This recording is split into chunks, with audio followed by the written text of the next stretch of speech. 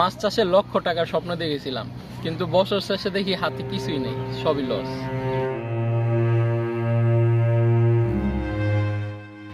আজকে আমি খুলে বলবো কেন গত বছর আমার 2 লক্ষ টাকার অধিক ক্ষতি হয়েছে শুধুমাত্র এই মাছ চাষ করে, আর কিভাবে আমি আবার নতুন করে নতুন উদ্যমে শুরু করতে যাচ্ছি এই মাছ চাষ। যদি আপনিও মাছ চাষ করতে চান এবং ক্ষতিগ্রস্ত না হতে চান তাহলে এই ভিডিওটি সম্পূর্ণ দেখবেন।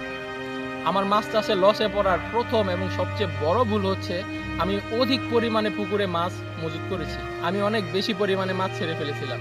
আমি আসলে জানতামই না 33 শতক পুকুরে কতগুলো পোনা আসলে ছাড়তে হবে, যার কারণে আমি আমার পুকুরে অধিক ঘনত্বের পোনা ছেড়ে ফেলি এবং নানা ধরনের সমস্যা পড়তে থাকি।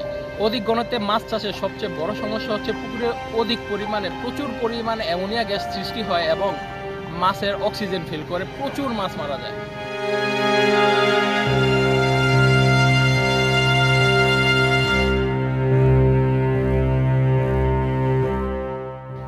আসলে মাছ চাষে শুধু পুকুরে পোনা ছাড়লেই মাছ চাষ হয়ে যায় না।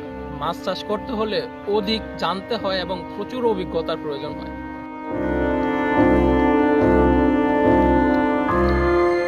এছাড়াও খাবার ব্যবস্থাপনায়ও আমার কিছু ভুল ছিল, যেমন কোন মাছের জন্য কোন ফিড ভালো, ফিডে আমিষের পরিমাণ ও মাছের ওজন অনুযায়ী ফিড না খাওয়ানো। এতে করে আমার প্রচুর ফিড ও টাকা অযথাই নষ্ট হয়েছে।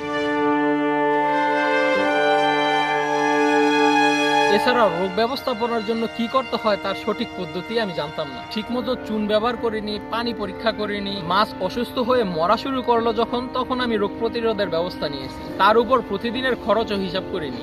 শেষে বুঝলাম লাভের চেয়ে খরচই বেশি।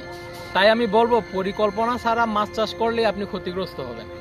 তবে আমি এই বলবো যে লস আমাকে হারায়নি, লস আমাকে শিখিয়েছে। সামনে আমি আবারও নতুন করে শুরু করবো ইনশাআল্লাহ। আশা করি ভবিষ্যতে আল্লাহ আমাকে অবশ্যই ভালো কিছু দান করবেন। আমি নিজে ভুল করেছি, আপনারা যাতে ভবিষ্যতে এরকম ভুল না করেন সেজন্য এই ভিডিওটি করা। আশা করি সবুজ ফিশ ডায়েরির সাথে থাকবেন এবং আমার নতুন পথ চলার সফলতা দেখবেন। আসসালামু আলাইকুম, সবাই ভালো থাকবেন।